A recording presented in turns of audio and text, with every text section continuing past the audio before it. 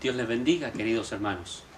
En esta oportunidad leeremos de Lucas el capítulo 10, versículos 38 al 42 en la palabra del Señor.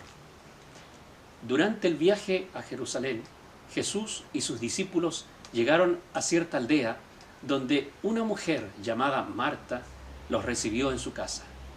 Su hermana María se sentó a los pies del Señor a escuchar sus enseñanzas. Pero Marta estaba distraída con los preparativos para la gran cena. Se acercó a Jesús y le dijo: Maestro, ¿no te parece injusto que mi hermana esté aquí sentada mientras yo hago todo el trabajo? Dile que venga a ayudarme. Pero el Señor le dijo: Mi apreciada Marta, estás preocupada y tan inquieta con tantas cosas y todos los detalles. Hay una sola cosa por la que vale la pena preocuparse. María la ha descubierto y nadie se la quitará. Este es un cuadro sencillo de un hogar del Israel del Nuevo Testamento. Una familia que recibe a Jesús como su gran invitado. 3 hermanos: Marta, María y Lázaro.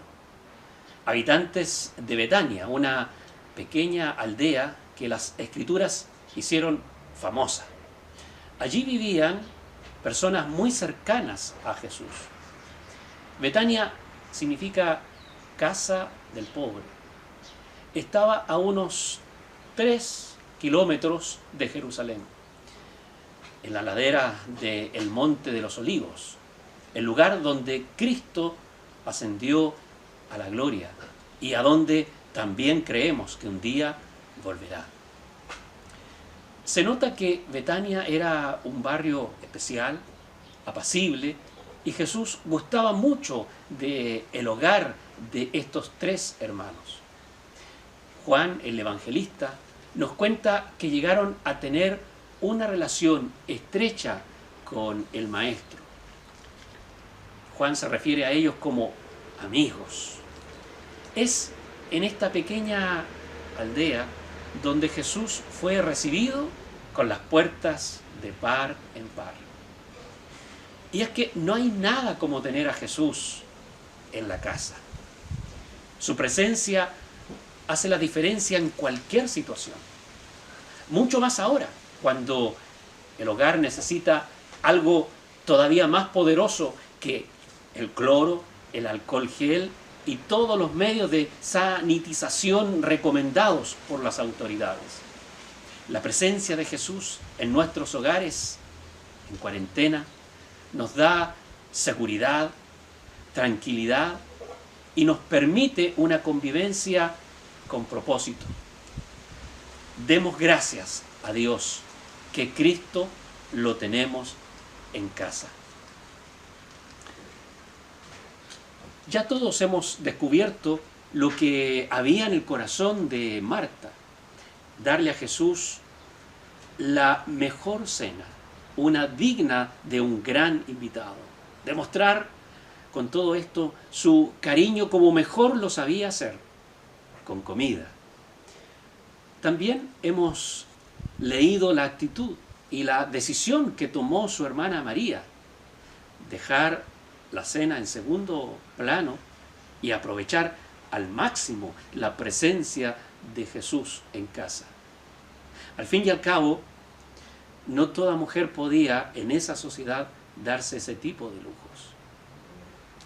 Y hemos leído también, con atención, cuál fue el cruce de palabras entre Marta y Jesús y cuál fue la respuesta que Cristo tuvo ante la denuncia de esta hermana afanada y turbada con la preparación de la cena.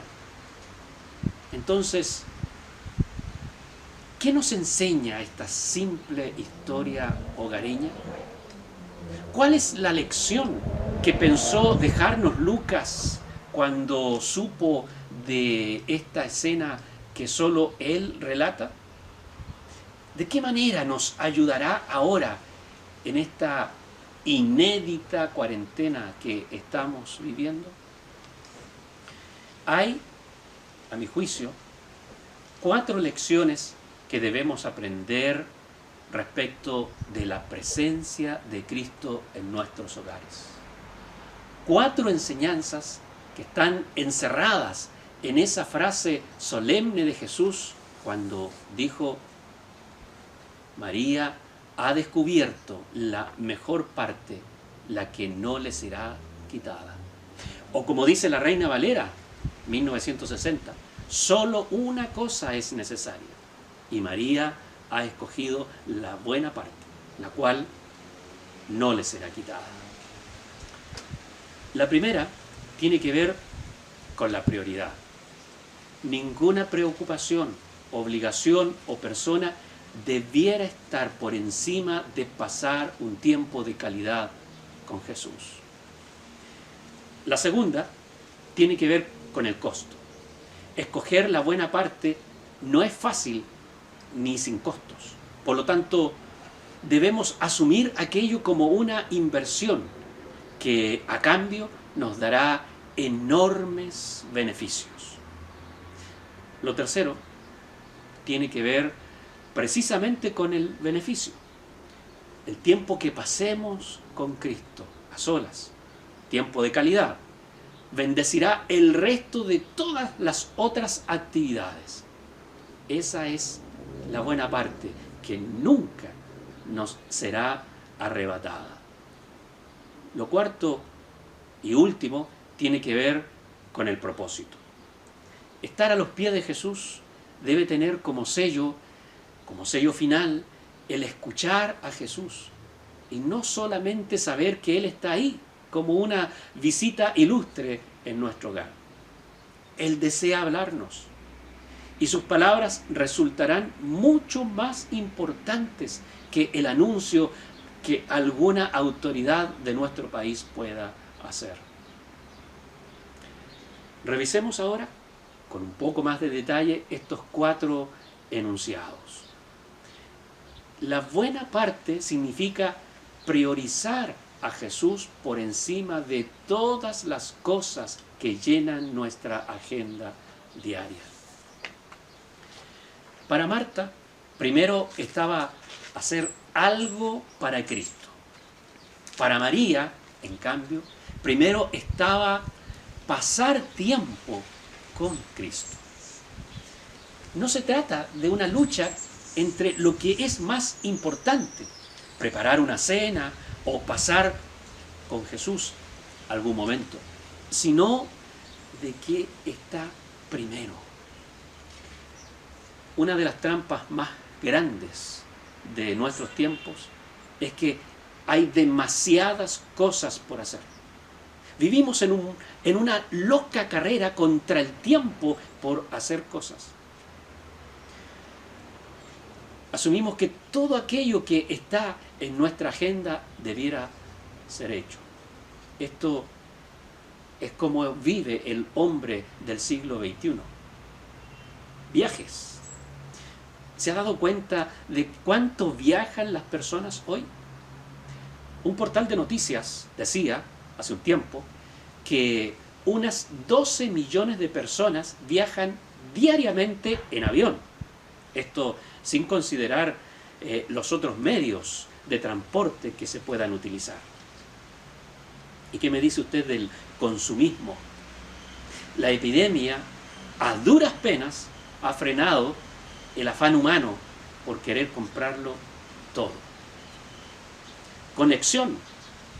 Hoy vivimos conectados las 24 horas del día. Las cuarentenas de millares no serían lo mismo si no tuvieran una carga inagotable de gigas para poder usar en sus plataformas. Y si a esto le agregamos la importancia que tiene para el hombre moderno los estudios, el trabajo, los deportes, la comida, etcétera, etcétera. Esta crisis de epidemia y de pandemia que estamos viviendo frenó todo esto y nos encerró en nuestras casas para preguntarnos por nuestras prioridades. ¿Está Jesús primero en nuestras vidas? ¿Le estamos dando la prioridad que su presencia merece y que nuestra existencia necesita en esta tierra? Si es así, entonces sabremos que por muy importante que sea una cosa o la otra, Jesús es lo primero que necesita mi alma para enfrentar un día más en cuarentena. Prioricemos a Jesús y las demás cosas se añadirán a la lista con mejores posibilidades de hacerlas todas y cada una bien. En segundo lugar, escoger la buena parte no es fácil. No es fácil ni sin costos. Por lo tanto, debemos asumir aquello como una inversión que a cambio nos dará enormes beneficios. María se arriesgó al escoger estar a los pies de Jesús y no en la cocina. Creo que María siempre se arriesgaba sin considerar los costos de sus acciones. En Marcos capítulo 14 se nos cuenta que en otra cena, en la casa de un vecino allí de Betania, María, llevando un frasco con un perfume carísimo, lo derramó en la cabeza de nuestro Señor. Esa acción le significó la crítica generalizada, incluso de los mismos apóstoles del Señor. Pero Jesús no pensaba así. Para él, ese acto sublime de adoración era un signo que tenía que ver con su propio ministerio. Estar con Jesús puede significar un costo de sueño, por ejemplo. El salmista exclamaba: Dios mío, eres tú. De madrugada te buscaré. Mi alma tiene sed de ti. Mi carne te anhela en tierra seca y árida donde no hay aguas. Puede ser que signifique levantarse un poco más temprano o quizás acostarse un poco más tarde, pero valdrá la pena. Ese costo incluso le dará un mayor valor a nuestra adoración, como lo fue para María, saber que su hermana se indignaría y la acusaría ante Jesús mismo. Estar con Jesús puede significar un costo de cansancio, de esfuerzo, de lucha contra otros intereses que quieren ganar su lugar. Pero colocar a Jesús primero y darle tiempo a solas hará que nuestro pequeño mundo interior aprenda quién es el Señor de nuestra vida. Lo tercero es que el tiempo que pasemos con Cristo a solas, un tiempo de calidad, bendecirá el resto de todas las otras actividades. Esa es precisamente la buena parte que nunca nos será arrebatada. Todas las otras cosas van y vienen, pero Jesús no. Debemos reflexionar cuidadosamente sobre los beneficios que nos traen las cosas que hacemos. ¿Cuánto tiempo pasamos en la internet chateando o viendo cosas? ¿Y cuál es el beneficio total de todo esto? ¿Cuánto tiempo frente al televisor escuchando de infectados y muertos? ¿Y cuánto beneficio nos significa recibir ese conocimiento? ¿Cuánto tiempo entre compras, limpieza, deberes hogareños, comidas y demás? ¿Y cuánto beneficio trae cada una de ellas? Y ahora, ¿cuánto tiempo con Cristo? ¿Y qué estoy ganando con ello? Dios nos dice en su palabra algo muy interesante respecto a buscarlo. Buscad a Jehová mientras puede ser hallado. Llamadle en tanto que está cercano. Deje el impío su camino. Y entre paréntesis podríamos decir, deje sus quehaceres. Y el hombre inicuo sus pensamientos. Y entre paréntesis podríamos decir sus plataformas. y vuélvase a Jehová, el cual tendrá de él misericordia. Otro versículo dice, y me buscaréis, y me hallaréis, porque me buscaréis de todo vuestro corazón. Una cosa he demandado a Jehová, dice el salmista, esta buscaré, que esté yo en la casa de Jehová todos los días de mi vida, para contemplar la hermosura de Jehová y para inquirir en su templo. Las puertas de nuestros templos están cerradas, pero las puertas al trono de la gracia de Dios no lo están. Y podemos hallarle en nuestros hogares. Y Jesús nos promete finalmente, pedid y se os dará. Buscad y hallaréis. Llamad y se os abrirá. Mas buscad primeramente el reino de Dios y todas las otras cosas os serán añadidas. Promesa de nuestro Señor Jesucristo. Estar a los pies de Jesús finalmente debe tener como sello final el escuchar a Jesús. Y no solamente saber que Él está ahí como una visita ilustre, como un compañero fiel, como alguien que nunca se va de nuestro lado. María no se sentó cerca de Jesús para platicar sobre el tiempo y cosas así. Ella buscó un lugar donde sentarse porque deseaba escuchar las enseñanzas de Jesús. Para ella, las palabras de Cristo eran tan preciadas que bien valía la pena arriesgarse otra vez a ser criticada. Quizás Jesús enseñaría en esa oportunidad alguna cosa valiosa acerca de el reino de los cielos. O tal vez se detendría en algún aspecto sobre su muerte y el propósito de ella. No imagino cómo sería para ellos escuchar a Jesús. ¿De qué manera diría las cosas? Si sonreía cuando las pronunciaba o simplemente las decía con seriedad. Tal vez dejaba largos silencios de reflexión. Pero lo que nos dicen los evangelistas es que todo el mundo deseaba escuchar a Jesús. Sus seguidores primero. Pedro dijo en cierta oportunidad, Señor, ¿a quién iremos? Solo tú tienes palabras de vida eterna. Pero sus detractores y sus acérrimos enemigos también deseaban escuchar a Jesús. Se admiraban porque decía las cosas de tal forma que descubrían en él una autoridad que nadie tenía.